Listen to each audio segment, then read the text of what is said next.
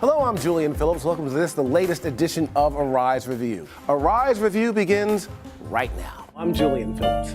At every competition, they were the top attraction, but paid less than those they played against. They were sent as America's ambassadors to the Soviet Union, but treated as second-class citizens at home. They were the best of the best. They were the Harlem Globetrotters. Are people going to lose jobs, in your opinion? Economists will argue this, ad nauseum, ad infinitum, ad something else, and I don't know. But generally, I think free trade produces more good than bad. But that's just that's me, an uninformed, just reading a little history. You're just a humble strategist. I'm a political guy, and I don't want to get. But I'm saying there is a real perception, right, in both parties, but probably a little more the Democratic Party, that these things hurt. And I'm sure there's a lot of research to back that up. It's not an unreasonable position. But what about the small business owners? They may get a little break here.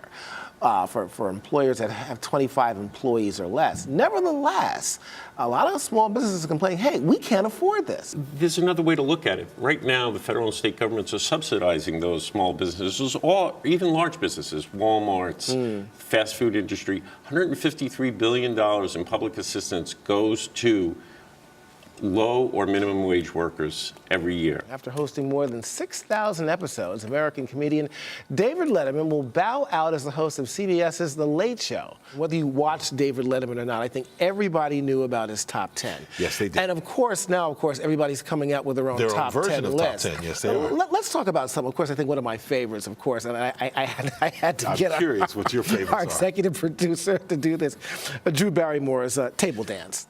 That probably is one of the most memorable things that ever happened on late night TV, period. What I've heard from certain people now since Obama has been elected president, that there's been somewhat of a backlash from the status quo, and they found it kind of hard to succeed. And they said, well, we can't wait till the president gets out because it's been so hard on us. And I guess that's why I find it, almost difficult to believe that people are so optimistic about optimism has a backlash anytime our expectations are so high.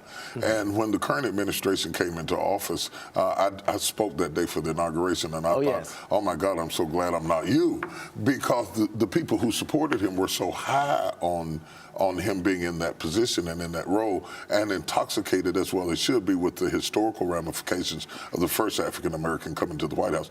But then once you expect so much, then anything below that becomes a disappointment and a frustration. Is America so cauterized now to turning its face that no matter what happens, they may never see reality? In other words, the sky could be blue, but they're still looking at it as pink. Male authors tell women's stories. Women write as men.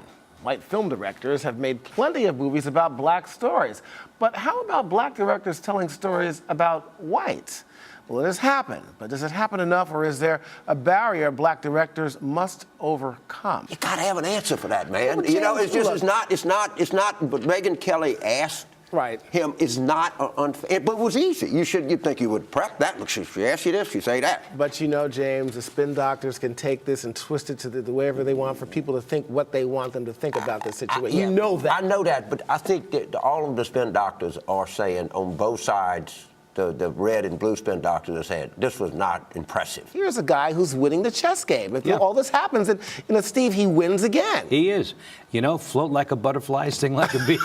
He's a deft politician. I tell you, Steve, as they say in Italian, sempre un piacere. Always a pleasure, my Grazie, friend. and I'll see you very soon. Thank you for joining us for Arise Review, everybody. And thank you for joining us here on Arise America. And we'll be back tomorrow if you keep it where it is. I'm Julian Phillips. Have a great week.